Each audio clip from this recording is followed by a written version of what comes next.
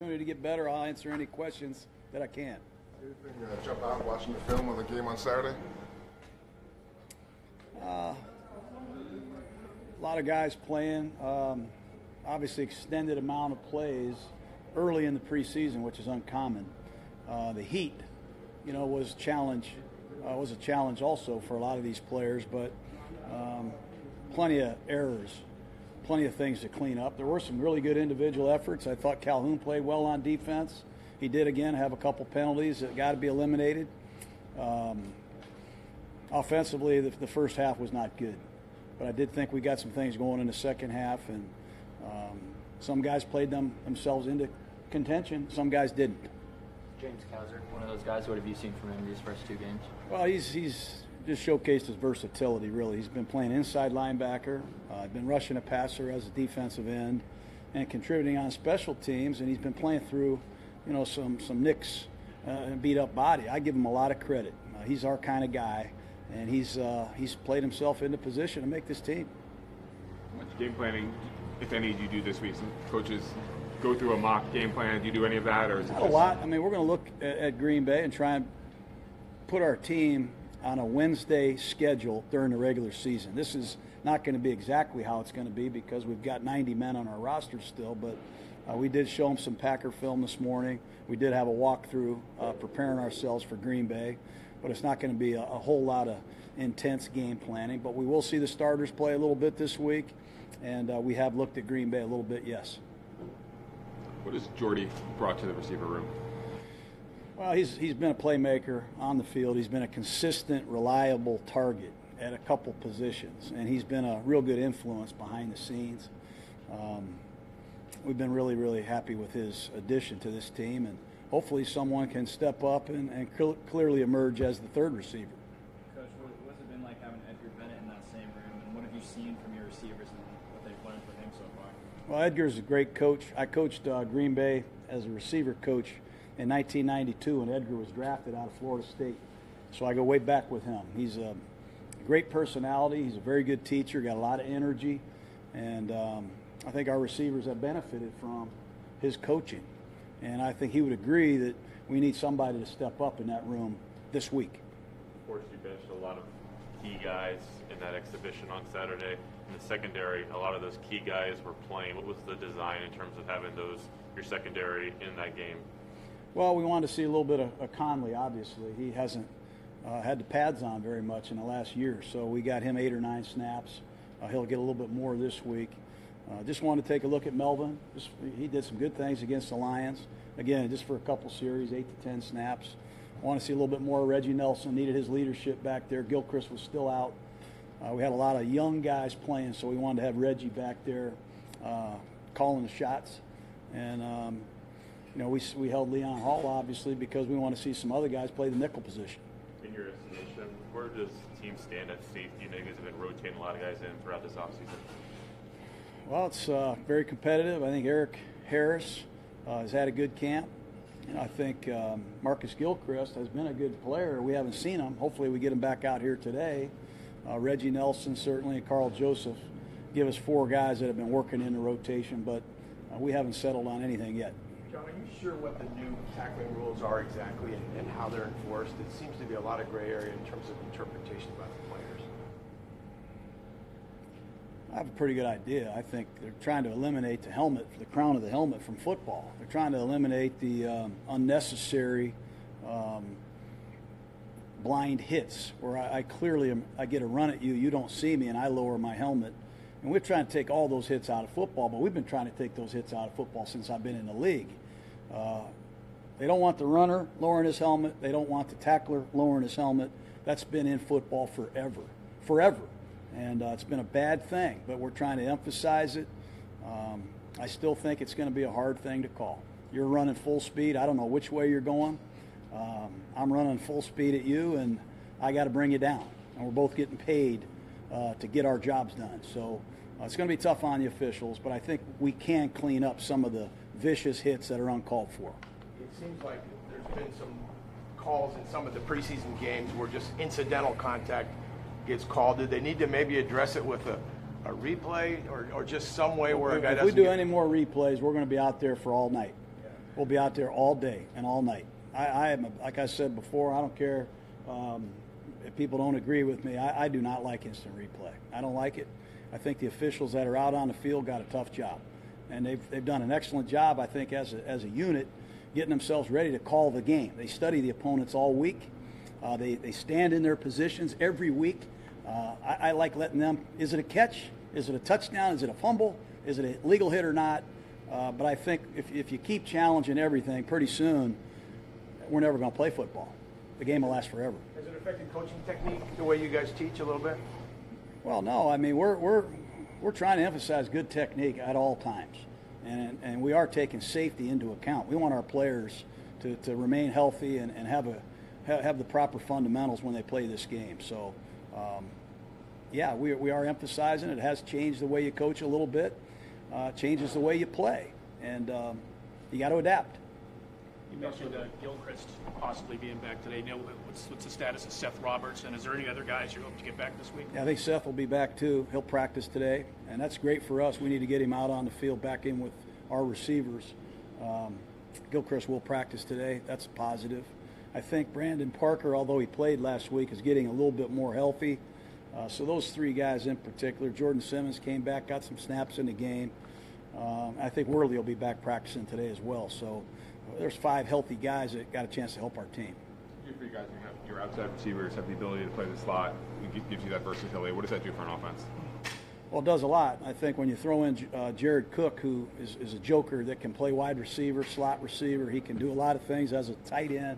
I think Carrier's got some of those qualities. You know, some of our running backs like Jalen Richard, DeAndre Washington can line up as a slot. You know, that's what you're looking for. You're looking to create matchups on a weekly basis, and the more positions you can play, the more you can do that. There's another man. I'm not quite sure. I haven't seen Eddie yet. Rich Bisaccia and Eddie Pinero will answer that bell shortly. We'll see. What do you need to see from one of those receivers to step up and be that third guy that you mentioned a couple of times, and who do you want to see that? Well, more consistency. Honestly, Seth's been out for now 10 days, 10 days. Martavis has been in and out of here. You know, it's been tough. I think just someone to come out here and string 4 or 5 really good days together and showcase their stuff, make some plays with and without the ball. You brought up Jalen as a receiver just a second ago. What is having a back like Keegan who can catch the ball at the back? What does that do for an offense? It does a lot. I mean, if you watch New England play the last couple of years, they've been using White, Rex Burkhead, Dion Lewis to tell the quarterback what the coverage is. You put a linebacker out there in space, if a running back out in space, if the linebacker's covering them, if the safety's covering, they know it's man-to-man. So they're satellites. They go out there and they can help the quarterback determine man or zone, and they can win, and they can run an array of routes. And we're going to continue to try to get Jalen Richard and DeAndre Washington more and more on their plate. A couple weeks ago, I know it's been an evaluation to see where he is. Do you have a sense in that outlook? No, I don't. He's still being evaluated. Chris Warren told us, I think it was last week, to the last week of training camp, that running violently is not something that necessarily comes natural to him, but he thinks he's hoping to get the hang of it more. Sean's been talking to him. Are you seeing more and more of that, his willingness to really burrow in and get that last couple yards? Yeah, I think he's running behind his pads better. I think he really picked that up in the scrimmages against the Lions. He made some great runs in those 2 practices. I'm not really as worried about him as a ball carrier as I am what kind of back is he without the ball. Picking up blitzes, handling the audibles. He's still got to grow a lot as a running back, but as a runner, he's learning how to run behind his pads and be physical. You going to see anything out of Doug Martin in this next game, or not really? I've seen a lot out of Doug since he's been here.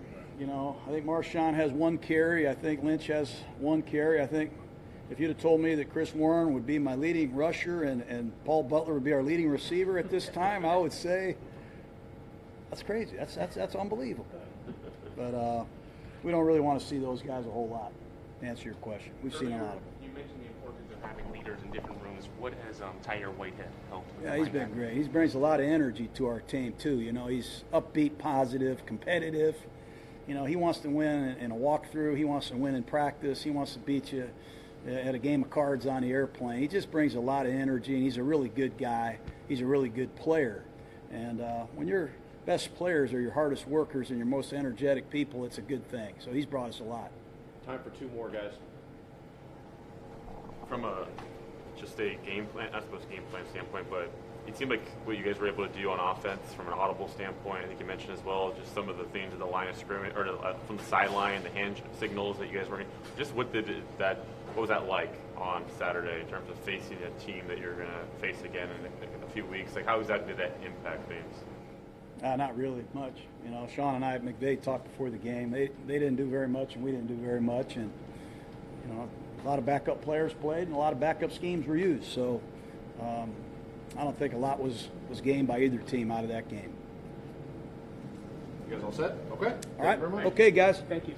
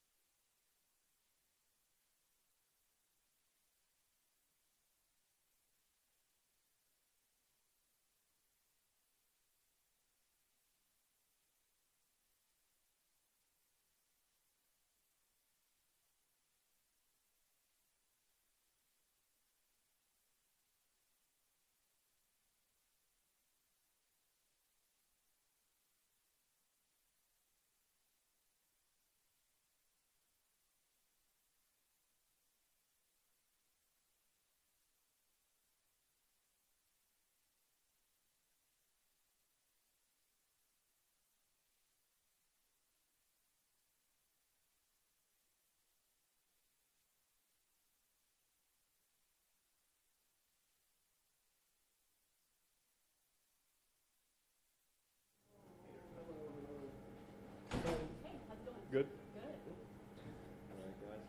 All righty. What a game on Saturday, huh? Yeah, it was. It was weird to actually go to the stadium and not do anything. So I'm not going to try and get used to that anytime soon. But yeah, it was weird. I'm just mad that we lost. When did you know John's intention in terms of sitting so many guys, you included? I think we knew pretty early on in the week. Especially it's weird that we're playing them week 1.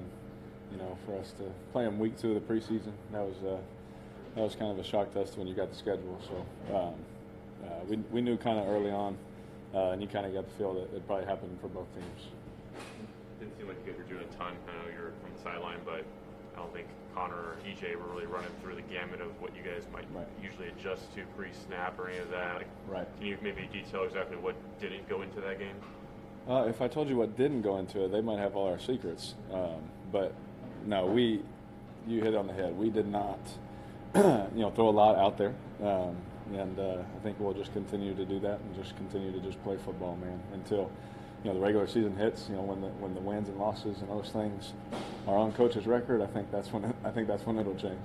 This match, the third game coming up, things kind of ramp up in your mind a little bit in terms of preparation, getting ready to go, like the season's around the corner. Yeah, I think for us, it's a big part of it is making sure that our weekly schedule is routine, because we haven't really done that yet. With the first 2 preseason games, you don't ever really prepare for them.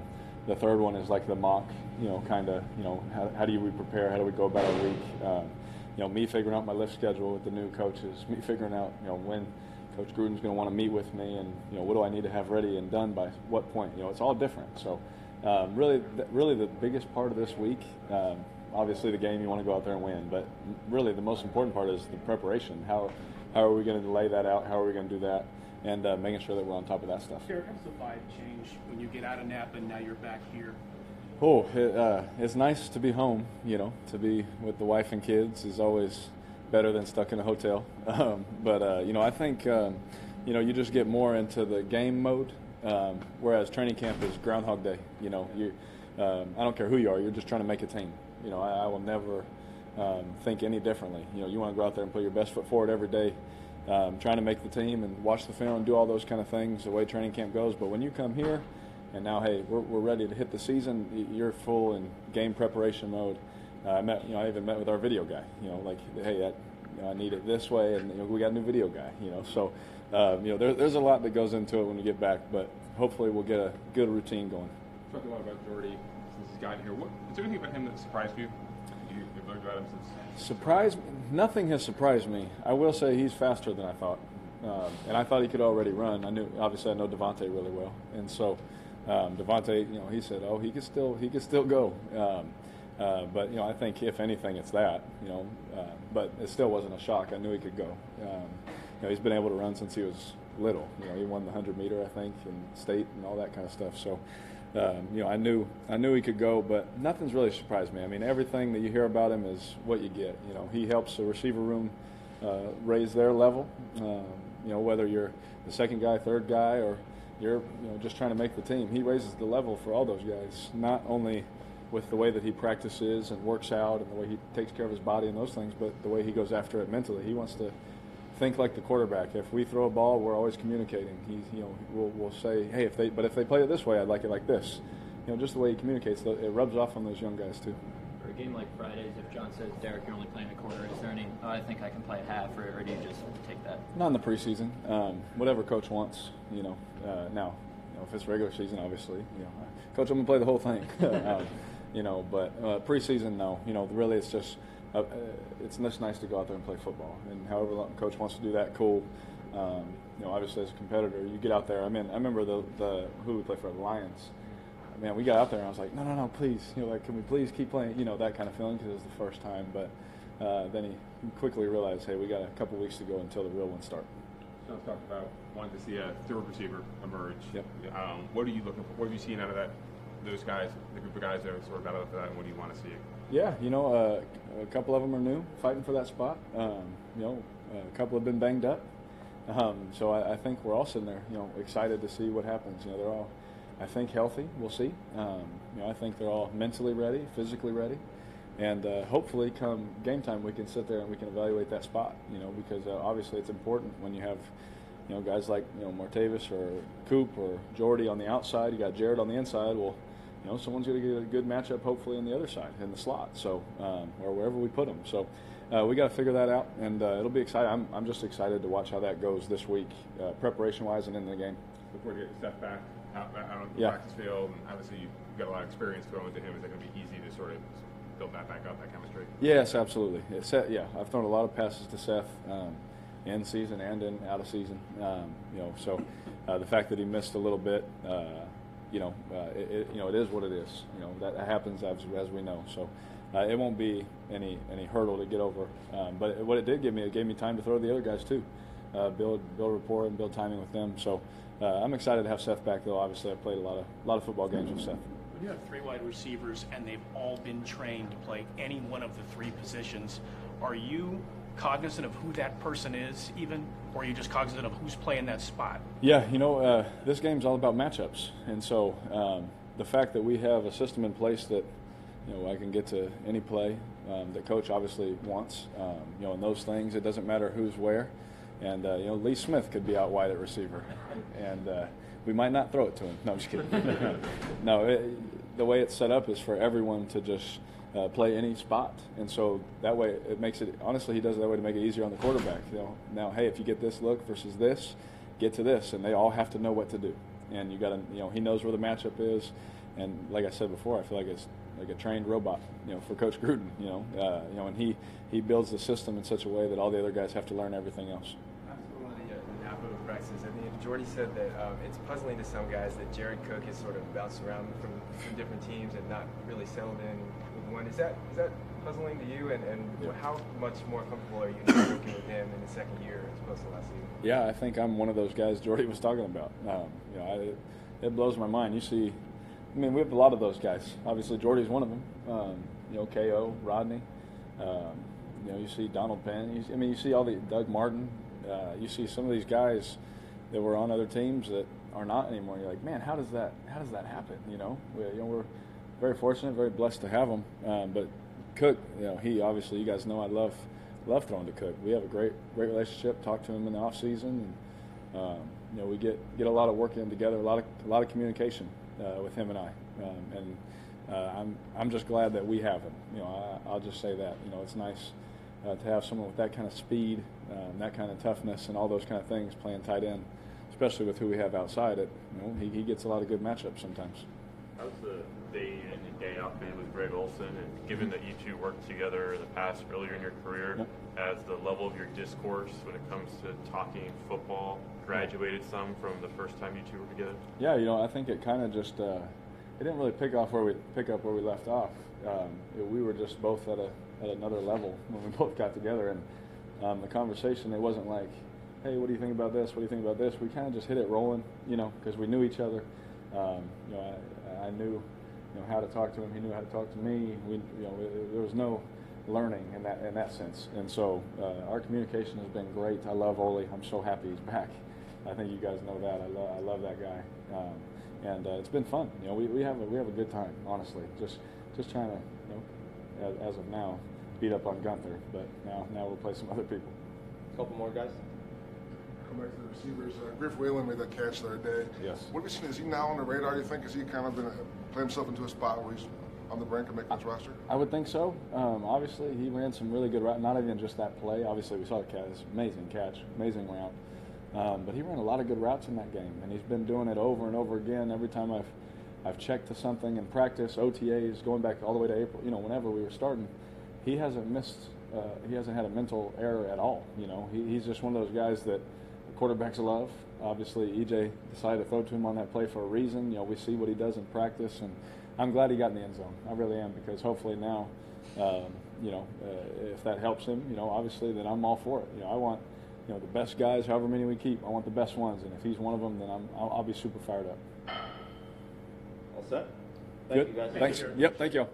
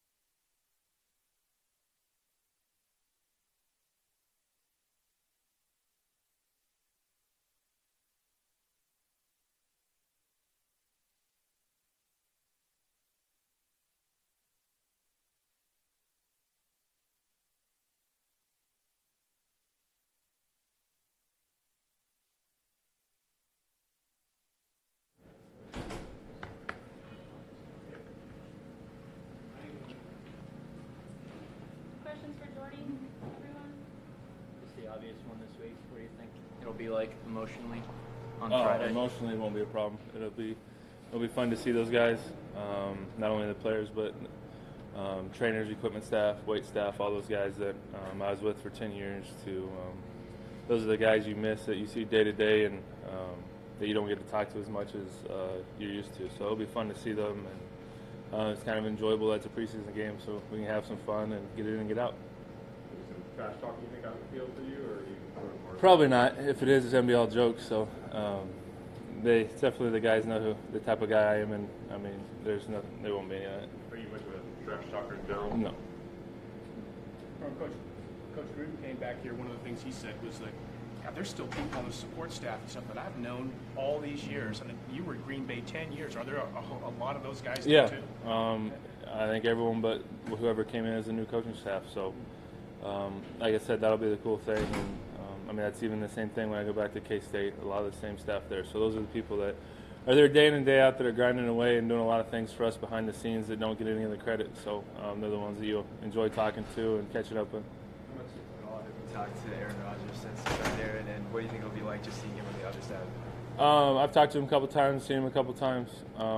Obviously stayed in contact, but him and all the other guys will be good to see him pre-game and obviously post-game. You spent so many years in the place and it changed. How long did it take you to feel like part of the Raiders, that it was natural that you were here as opposed to?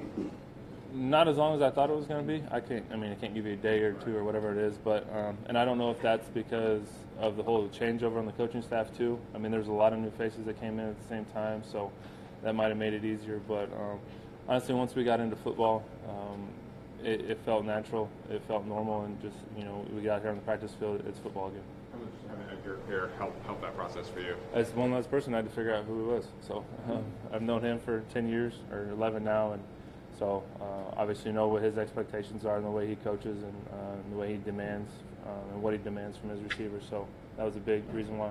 The season starts 3 weeks from today. You guys are back here in Alameda. Your first practice here since June. What do you need to accomplish just personally just to get into a rhythm going into this season?